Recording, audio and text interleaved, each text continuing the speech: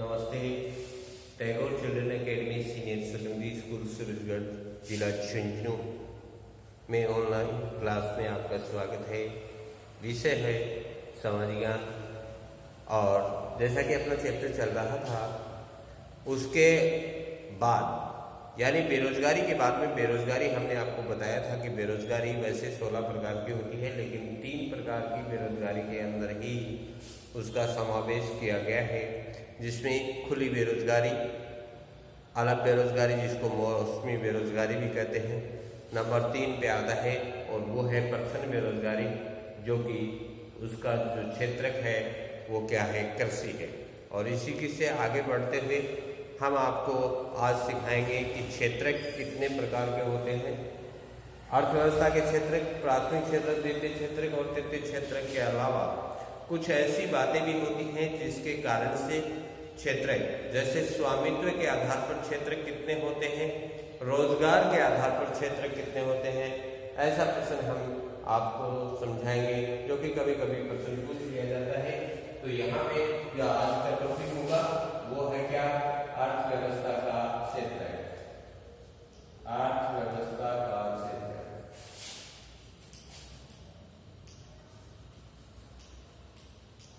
यहाँ पे देखिए मेन पॉइंट नंबर 1, स्वामित्व के आधार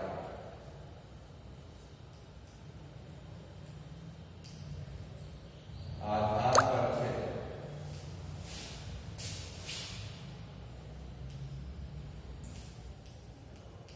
स्वामित्व के आधार पर क्षेत्र यानी मालिक के आधार पर इसको 2 भागों में बांटा गया है।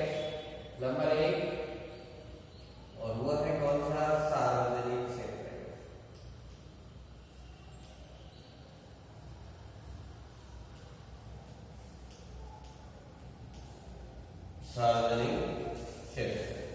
सार्वजनिक क्षेत्र और दूसरा है निजी क्षेत्र। लेकिन सबसे पहले हम सार्वजनिक क्षेत्र को परिभाषित करेंगे।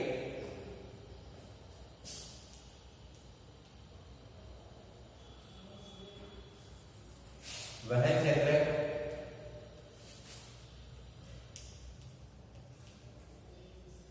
जिस पर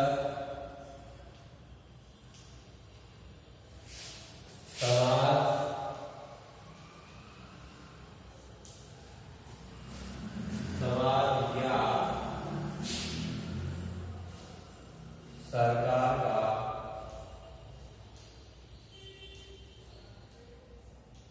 पूर्ण नियंत्रण होता है।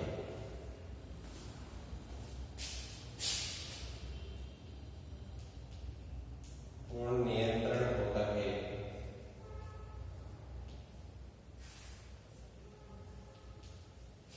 उसे सार्वजनिक क्षेत्र कहते हैं।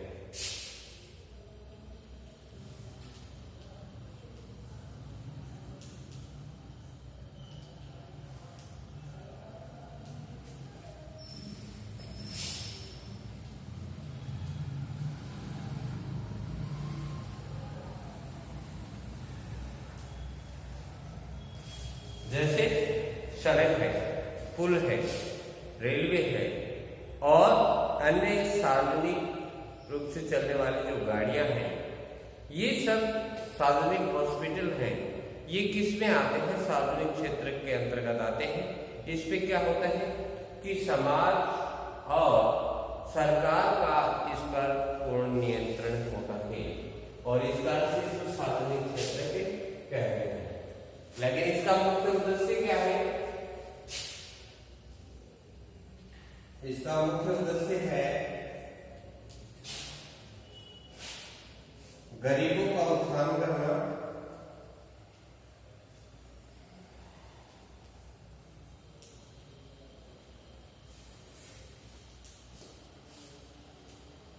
गरीबों का उत्थान करना और समाज का कल्याण करना।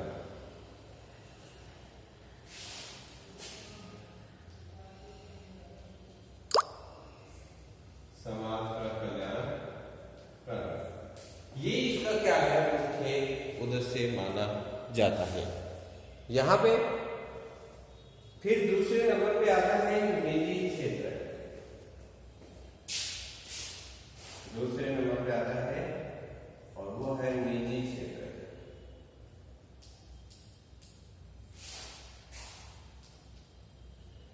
वह क्षेत्र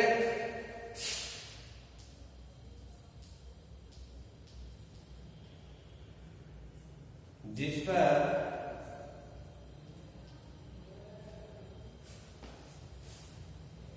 किसी व्यक्ति विशेष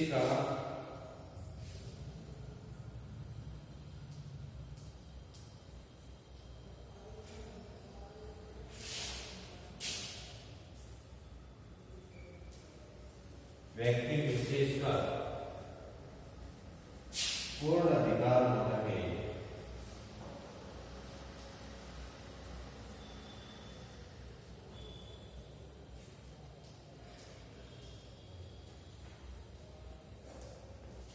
उसे निजी क्षेत्र कहते हैं।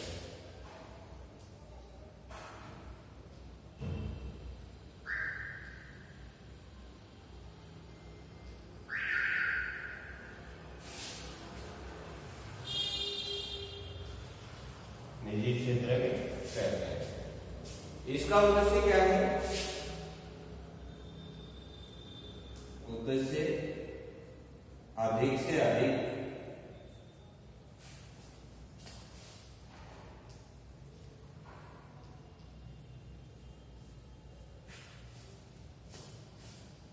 लाभ अर्जित करना।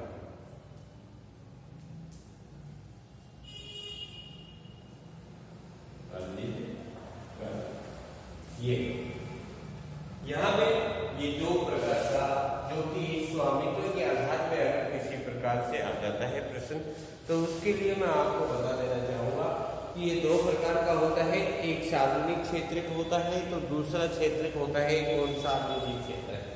सार्वजनिक क्षेत्र वह क्षेत्र होता है जिसके ऊपर समाज और सरकार का संपूर्ण नियंत्रण होता है, और निजी क्षेत्र उसे कहा जाता है जिसके ऊपर किसी व्यक्ति विशेष का संपूर्ण अधिकार होता है। और इसलिए इसके अंतर्गत इसके उद्देश्य भी अलग अलग हैं। सार्वजनिक क्षेत्र का जो मुख्य उद्देश्य होता है वो उद्देश्य होता है क्या? कि गरीबों का उत्थान करना और समाज का कल्याण करना, जबकि निजी क्षेत्र का मुख्य उद्देश्य होता है कि अधिक से अधिक क्या कमाया जाए, धन को संग्रह कर लिया जाए, इकट्ठा कर लिया जाए या कमाया जाए। तो इसको क्या कहा जाता है? निजी क्षेत्र कहा जाता है। अब दूसरे नंबर पे आता है रोजगार के आधार पर, और रोजगार के आधार पर भी इसको क्या है? दो भागों में बांटा गया है। एक है संगठित क्षेत्र और दूसरा है असंगठित क्षेत्र। संगठित क्षेत्र वही जो इसी से जिस प्रकार से सार्वजनिक क्षेत्र होता है वैसे ही संगठित क्षेत्र होता है, और यहाँ पे निजी क्षेत्र होता है वैसे ही क्या होता है? असंगठित क्षेत्र के होता है।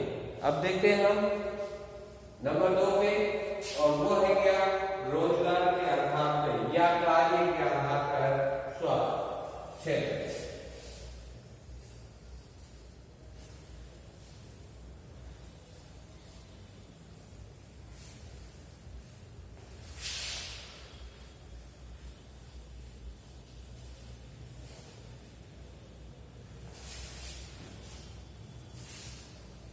यहाँ पे रोजगार के आधार पे लगभग उसी से मिलते जुलते हैं जो कि सार्वजनिक क्षेत्र है और निजी क्षेत्र है। कभी कभी ये प्रश्न इस प्रकार से पूछ लिया जाता है कि इसका किसी एक संगठित क्षेत्र की विशेषताएं बताइए, असंगठित क्षेत्र की विशेषताएं बताइए, और तीसरे नंबर पर जो क्वेश्चन है कि संगठित क्षेत्र और असंगठित क्षेत्र में अंतर बताइए। कैसे क्या है? 3 in 1 क्वेश्चन, यानी अगर विशेषता है तो इसकी बातें लिखनी है, और यदि ऐसा है कि असंगठित क्षेत्र की विशेषता बताइए तो असंगठित क्षेत्र में जो लिखी जाती है वो बातें बता दिया जाए। दोनों में अंतर पूछता है तो दोनों की बातें समाहित कर दिया जाए। तो किसी प्रकार ये लगभग प्रश्न करीब करीब आ जाता है, ये प्रश्न लगभग करीब करीब आ जाता है। तो यहाँ पे जो मुख्य जो है बात वो है क्या? कार्य, यानी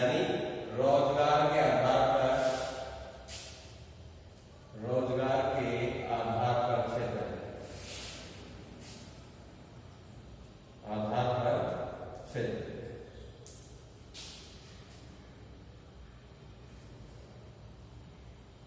और इसको हम समझाएंगे और इस प्रकार से ये लीजिए, इसके दो भाग हैं और बिल्कुल समझने की बात है।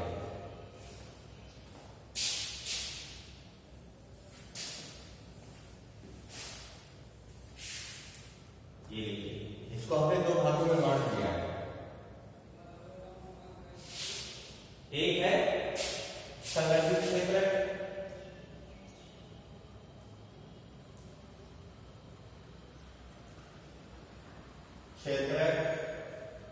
और दूसरा है असंगठित क्षेत्र।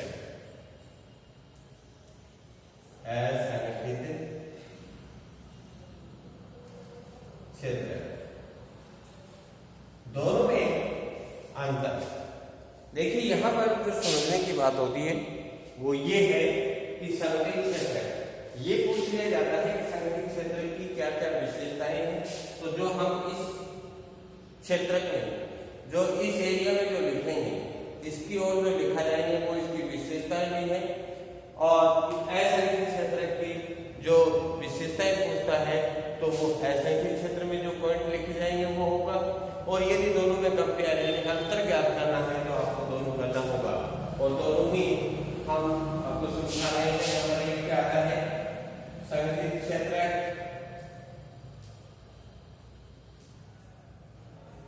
क्षेत्र का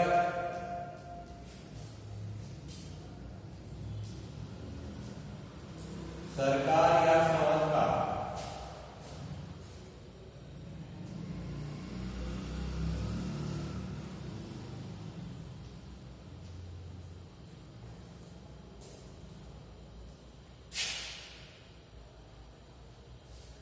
अधिकार होता है।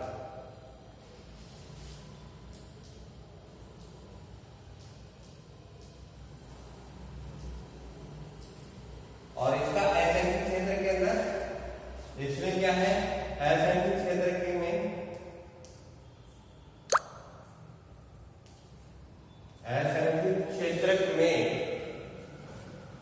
असंगठित क्षेत्र के अंतर्गत बताया गया है कि इसमें किसी व्यक्ति विशेष का अधिकार होता है।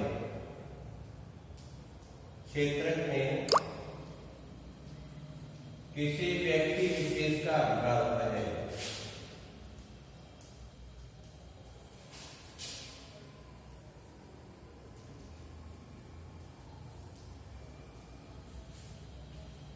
अधिकार होता है।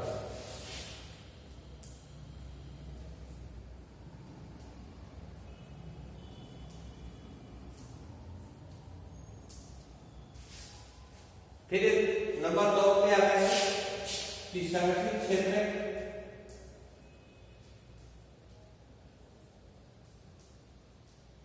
आकार में बड़े होते हैं।